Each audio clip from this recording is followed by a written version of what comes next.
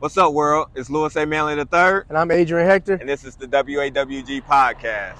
Today we are here in Atlanta, Georgia, checking out the 1804 Pizza and Bar Lounge. Yep, today we're going to show you guys a twist on Haitian culture, traditional dishes, and infused pizza from the Caribbean island itself. Let's check it out. Let's go.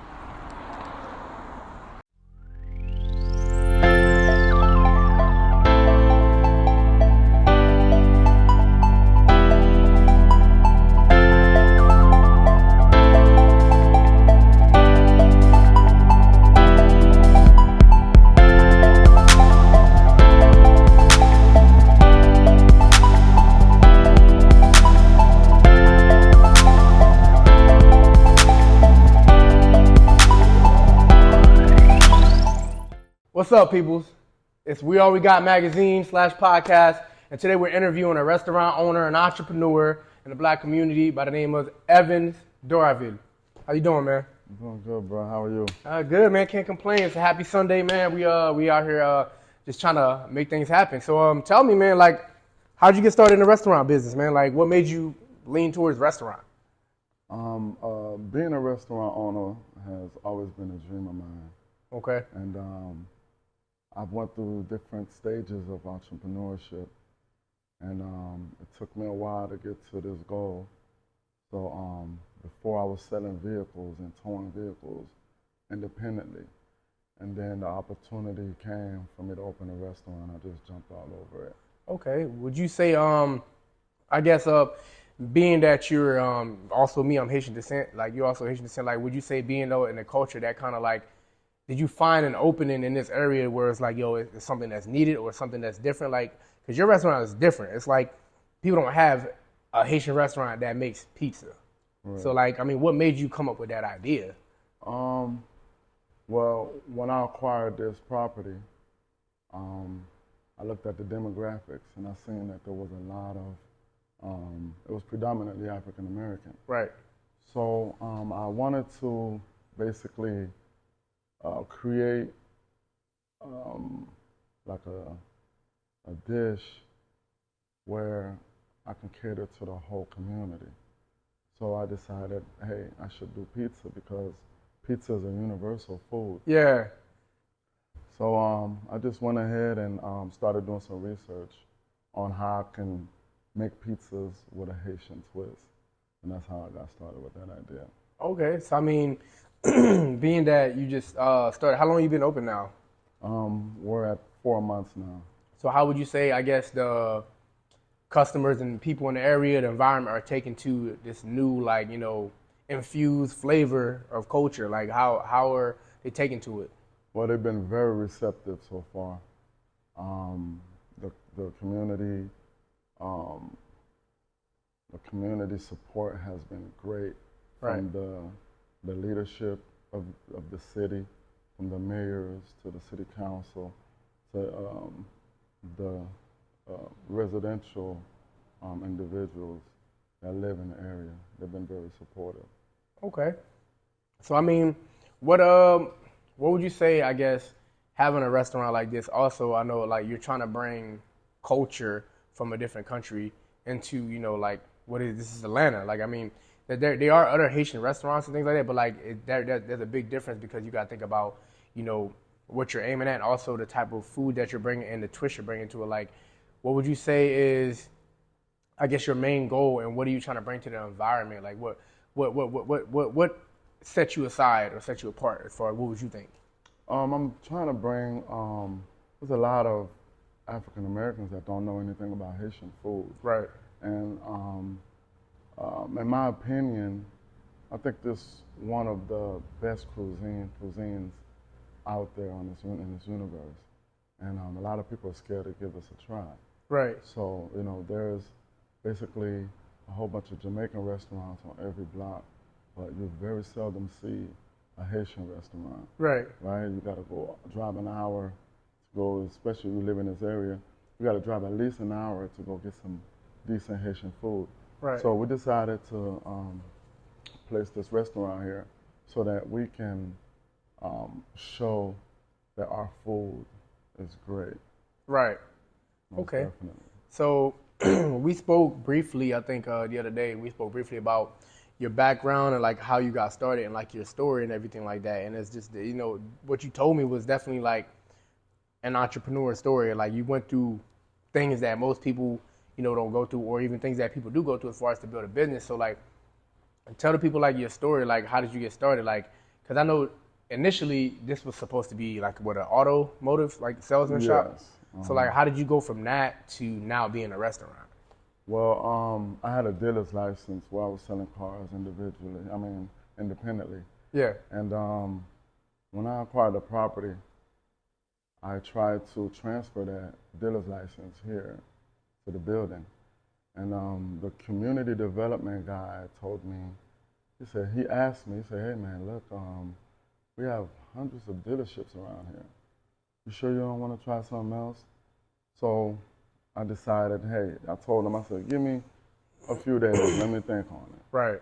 And I've always had this dream in the back of my head, and I said, you know what, this is the perfect time to go after this dream, you know? And that was back in 2020. Okay, so this has been an ongoing thing. Yes. Yeah. Okay. So, I mean, I guess from then, what are the steps that you took to actually acquire the place that you wanted? Like, I remember you told me, you know, you saw the spot, but then it's like, you know, before anything happened, and now, you know, you're here. So, like, what did it take for you to actually get to this position to where you're now an owner of a restaurant? And what I can say is it's a great spot. Like, you have good food, you have, you know, it's a nice decor, it's a good environment. Like, what would you say got you to this point as far as like the decisions you had to make and the route you had to take to get here? Number one was believing that you can make it a reality, because you can always dream it all day. Right. But, you know, turning it into a reality is different. So the number one thing that you have to do basically is stay consistent and persistent. Right. In order to accomplish a dream. It took almost 3 years to complete the journey. Right. But every day, you just have to get up and just go hammer at it. See what I'm saying? So I didn't have no experience as a contractor, but I always believed that I can build it. Mm-hmm. You know what I mean? Okay.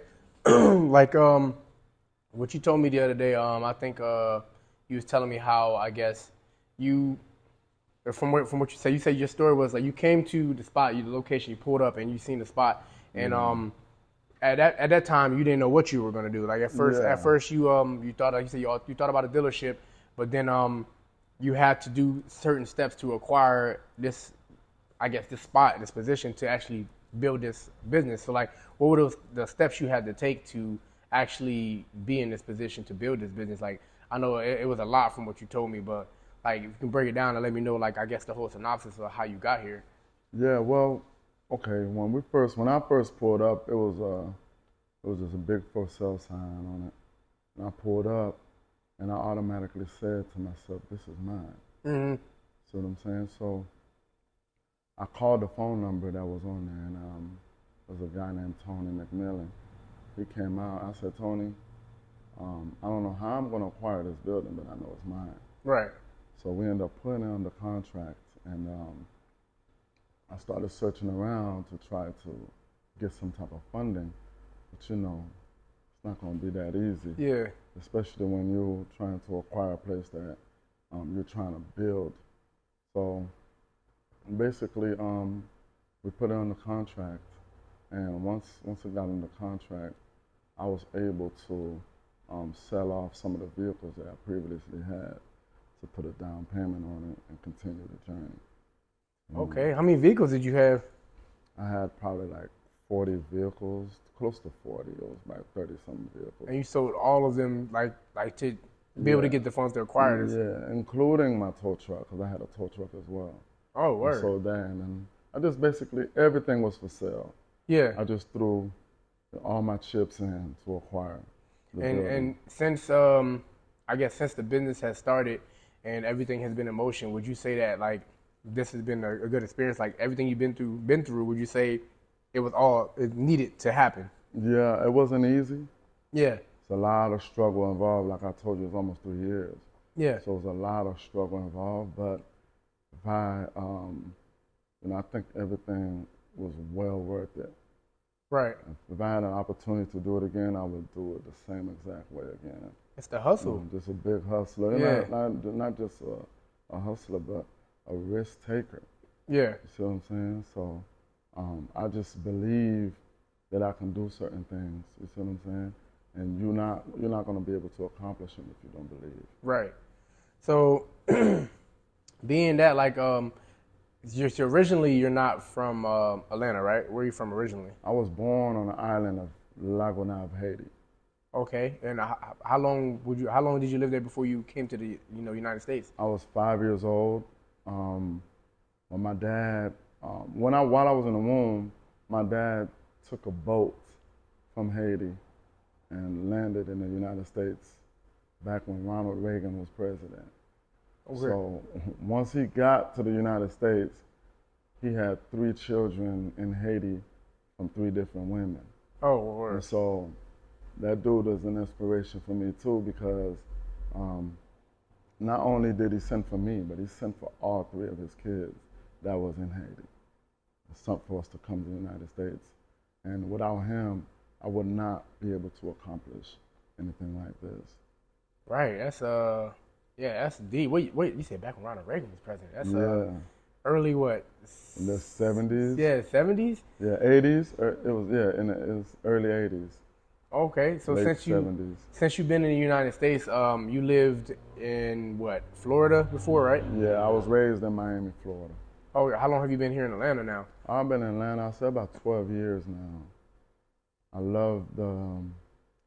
I visited Atlanta a while back, and I just loved what I saw from black people. Right. In the state, in the city. And as soon as I seen, I was like, what? A black guy on this? Yeah. A black guy on that? I already knew this was the place for me to be, because I'm a product of 2 entrepreneurs myself. Right. My dad, both my mom and dad were entrepreneurs.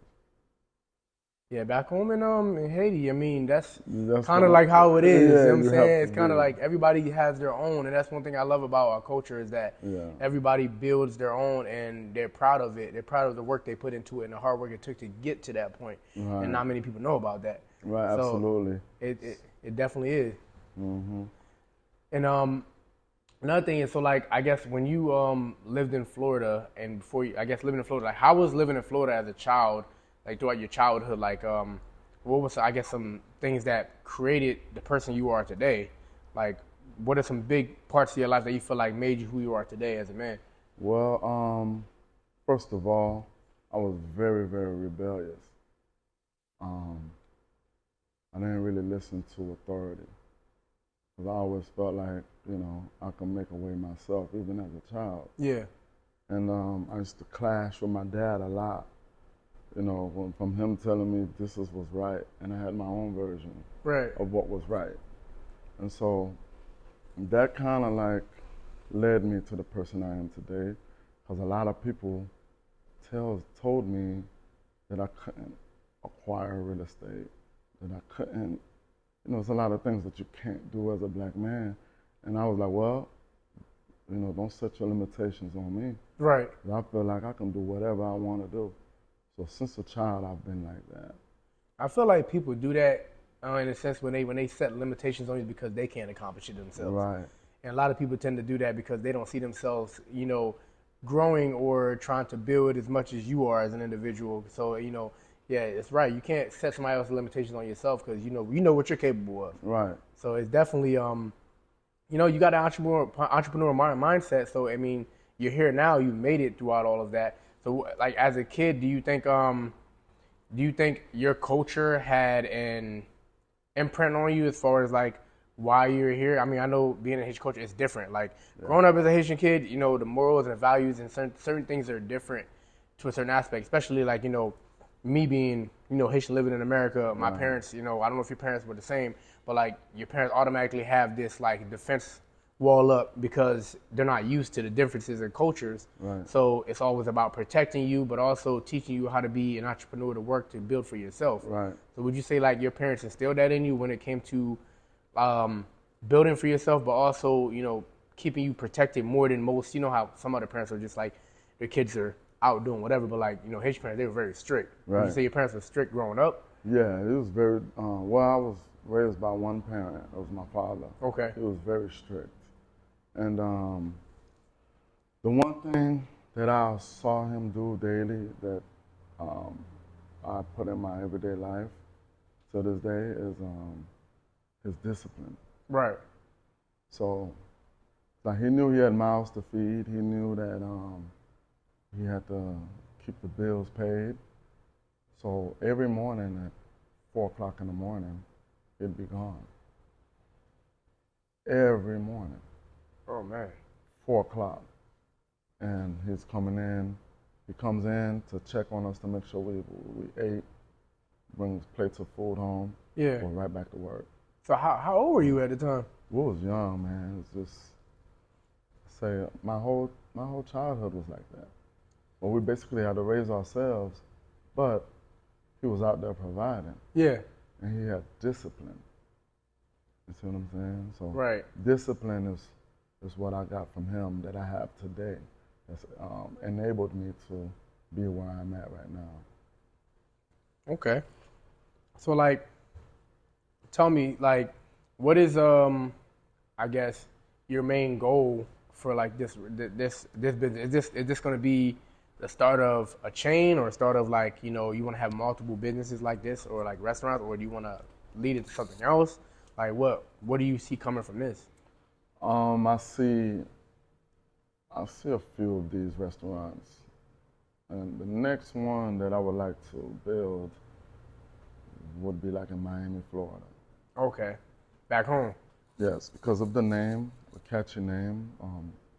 It caters to our people. Yeah. It's how many Haitians are in Miami, Florida now. So, yeah, for sure. I think we would do very well there, and I also would like to go downtown Atlanta as well. Okay. There's also some different business ventures that I have in mind that I want to go after as well. So while I'm still young and have the energy, I want to try to do it. Yeah, it's definitely doable because I mean, what you created here is definitely, from what I've seen, is definitely growing and it's different. It's not something that you normally see. Like back home in Haiti, they may have like certain types of foods or fusions of like American food, but like for it to be here in America, where it's like people don't normally see a spot that sells Haitian pizza or Haitian food in this capacity, because most Haitian restaurants you go to, you'll see the regular traditional dishes, but you have that plus you're bringing a twist to it, which making it a bar and lounge, which is definitely different than what most people are used to. So I feel like it's definitely going to be a change in this place. As far as Atlanta, it's going to be a big difference because it's something that's new and fresh, and I feel like it's growing. I definitely applaud you on that because it's definitely something different. I would say also like, what do you see?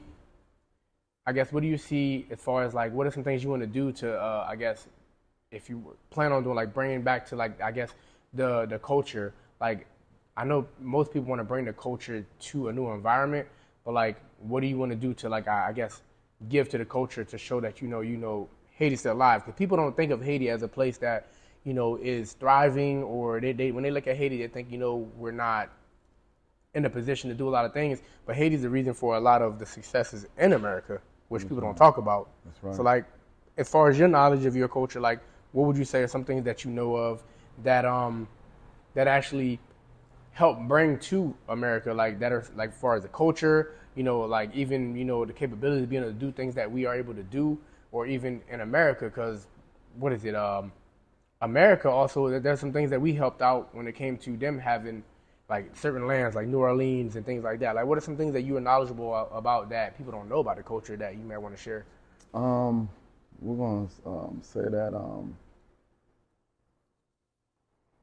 a lot of us don't know about how strong the people of Haiti are. Yeah.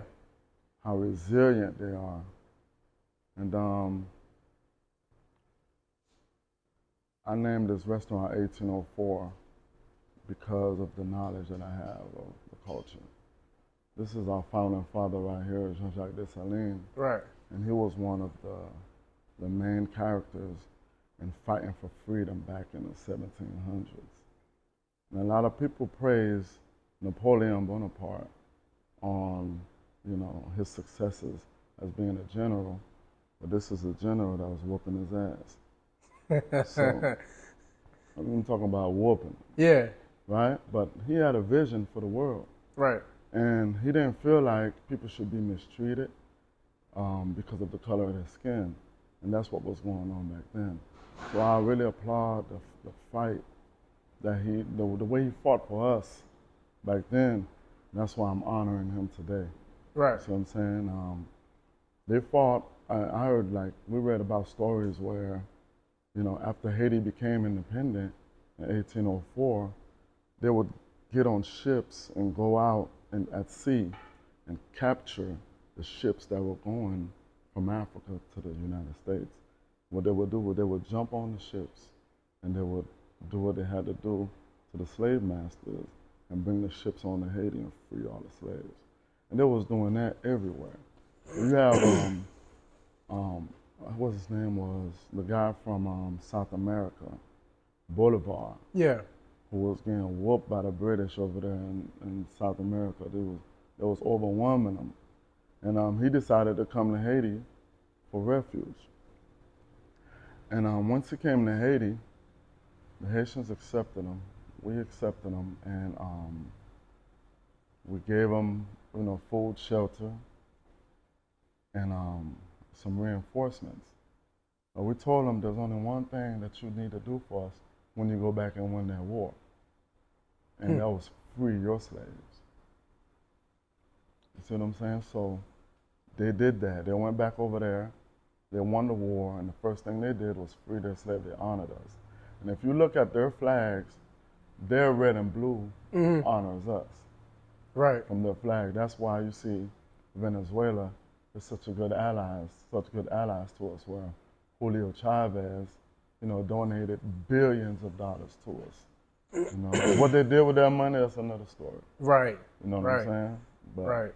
I mean, also with other Latin countries that are not even just Latin. I know Puerto Rico is one that actually we helped a lot, and that's the reason. There's a couple countries that have the colors of our flags in it that actually basically honor us for helping them gain their freedom. Jamaica also was one.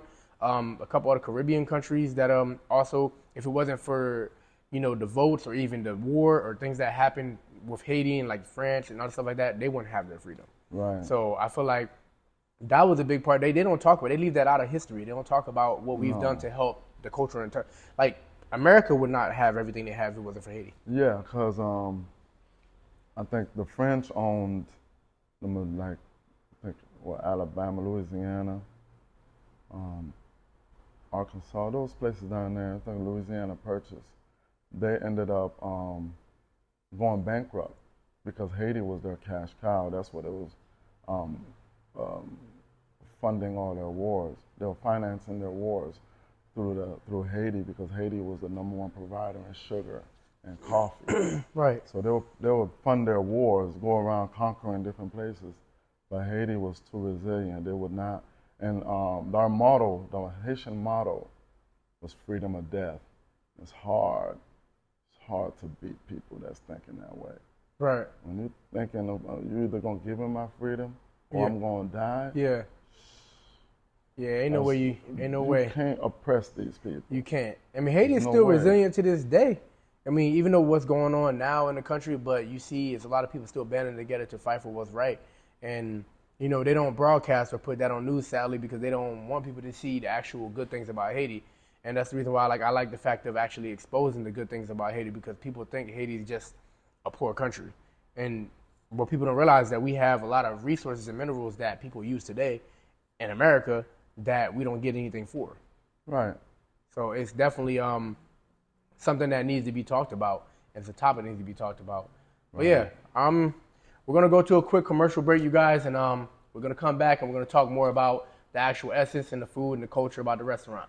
What's up, world? This is Louis A. Manley III. And I'm Adrian Hector. And this is the We're All We Got podcast. This is WAWG, We're All We Got. We talk about Black excellence such as family, business, entertainment, fashion, food, sports, and mental health. All right, and we're back from commercial break. So tell me, man, what are some of the traditional dishes that you have here, and some of the infused dishes that you have created to make this establishment? Like, what are some of the dishes that you have? We have our specialty, which is griot. Griot comes with rice and peas, what you call black rice in the culture. Pickles. We have fried turkey also. We have fried fish, stewed fish,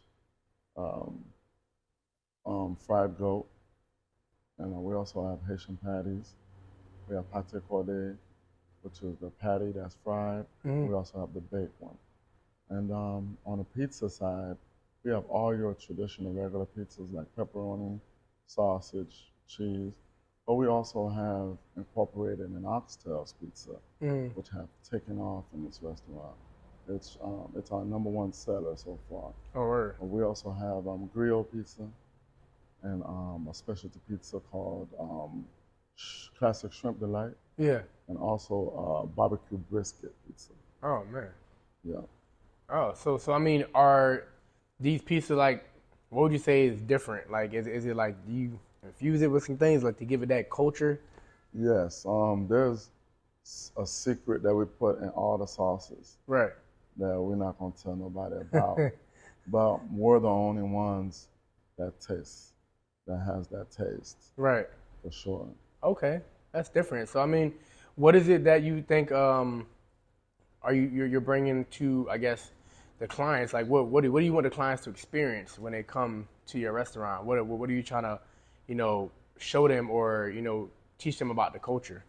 #1 thing when a customer come in, we're gonna exercise great customer service. Right. That's the #1 priority here, and we know that we got to make sure that they have a great experience so that they can go tell their friends.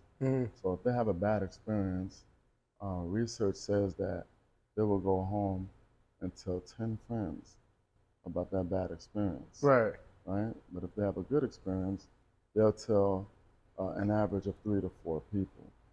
So, there you can see the potential word of mouth customers that you can create with great service. And so that's the #1 priority. Another thing that we're trying to give to the customers is great food, great flavors where they can't find nowhere else. That's always key. So what's your favorite dish? I mean, being that you grew up eating this food, like what would you say is your favorite all-time dish? I'll have to say it would be the stewed red snapper. Stewed red snapper. Stewed red snapper. Mine's is the black rice. Yeah, with the black rice. Okay. Yeah, with the black rice. And that thing is off the chain. Right. Yeah. Okay. Dang. Okay. So I mean, other than that, we can you gonna show us a little something as far as like your specialty, your how you get down in the kitchen and stuff, and get a little bit of that, and go from there. So what is this we're making today, man? At the moment, we're making a specialty pizza called Classic Shrimp Delight. Okay. Whereas will be fried shrimp. Okay. So you got the special sauce on there, huh? Yes, sir.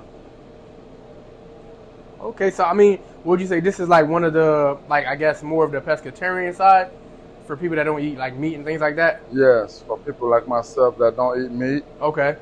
You come in and grab you a classic shrimp delight. So you said you learned how to make pizza. Like, where was it that you studied? I guess you went and actually learned the expertise of making pizza. I went to a pizza school in New York City called a Mark Bello Academy. Okay. It taught me everything from how to create your own dough, how to create your own sauce, those type of things. Okay. All right. Looking good already. About to get this popping. Yeah, put this in the fryer real quick. So throughout your process of learning how to make pizza, do you think it give you a different outlook on how it is, how it's made? Absolutely. I didn't know there was a science behind it. You basically have to know temperatures. You have to know how to put different concoctions together.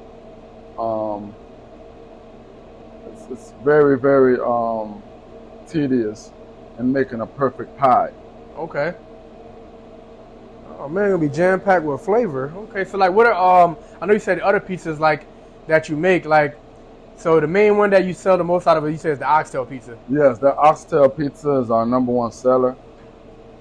It's infused in flavors, and we actually create our own oxtail sauce to put in it. Okay.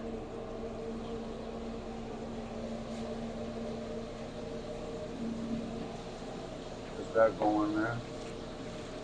All right. So what would you say is the steps to creating the perfect pizza?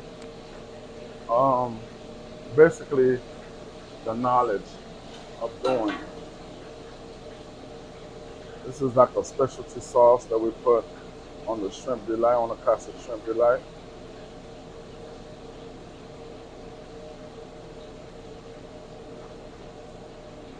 Yeah, I smell it. It really smell good.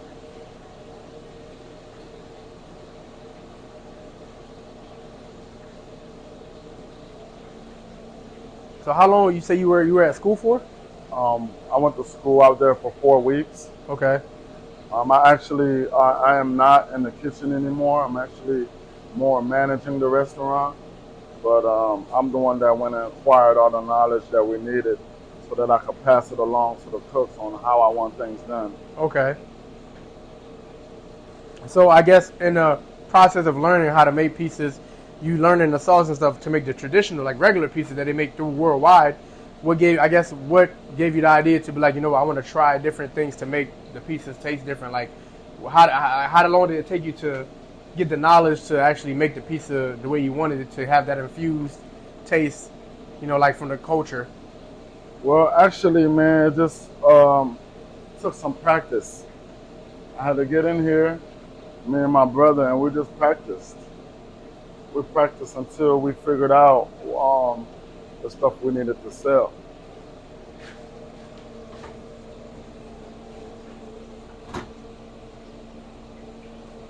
Okay. Absolutely, man. All right. So what all goes on this pizza besides the special sauce? We got this special provolone and mozzarella cheese that we put on it. We put that shrimp in there and we put it in the oven. It'll bake for about a good 6-7 minutes. So you say it took you about what, 3 years to get it up and running? Yep, about 3 years. How long was like the building portion of it to get all the equipment you needed and everything like that for the restaurant? That took about a good 2 years. So while you was, I guess, preparing yourself to run this business, to have this business, like what other I guess businesses or things that you were doing in the meantime to get you prepared for this? Just dealing with customers. Selling cars and towing cars. You had to deal with a lot of different people, and so that was mainly, what prepared me to be able to, and also I had to learn food safety. Right. Where the consumer's health is always, our priority. Make sure we learn, how to keep them safe, because bad food safety practices can easily, cost you your license and get you, right, closed down. Okay. And do you guys make custom pieces too for people if they ask? No, we pretty much sell basically whatever's on the menu. Because sometimes if you get into different customizing, you can lose out on it can be a little time consuming, So basically we just sell whatever's on that menu. That smells good already. Oh, that shrimp came out perfect. That's why that trash can was important. So this is how the shrimp come out. So basically, food already have this, you know, 'cause that's why it takes a little while, because it's all cooked to order.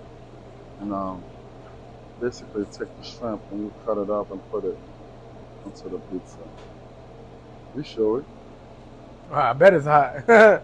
Just came out the fryer. Nah, that thing look perfectly crispy too. And the sauce all in it, yeah, it's gonna be good.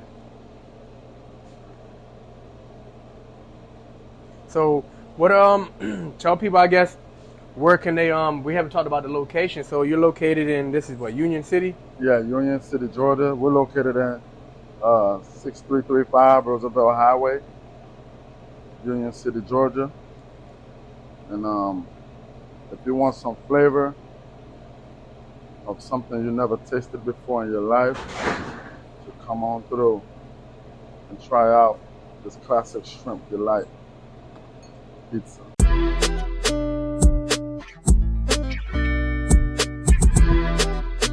Hey. Oh man. That thing look good. So what we got here? You got the classic shrimp delight. Go ahead and take the first right here. Pretty weird, bro. Cheese look like it's hitting. Shrimp crispy. Oh man. Mm-hmm. Pretty good piece. So let's see what the shrimp and got a little spice. That's what y'all do in the Haitian community, the little spices. We love our spices, bro. It ain't too bad though. I'm not a spicy person, but it's a little tame. I That's like it. that secret sauce, man. It had that spice to it, man. For sure, this is good. But yeah, now you did your thing, bro. Appreciate it. I like it. I love it. All right, man. 1804. Yeah, definitely got to check. 1804. Definitely got to check it out, you guys. Pizza Bar Lounge. Definitely got to check it out. But yo, this is another episode of the We All We Got podcast. You guys come check out 1804 Bar and Lounge in Union City, Atlanta. And yeah, when y'all touch down, check it out. It's a spot to come to.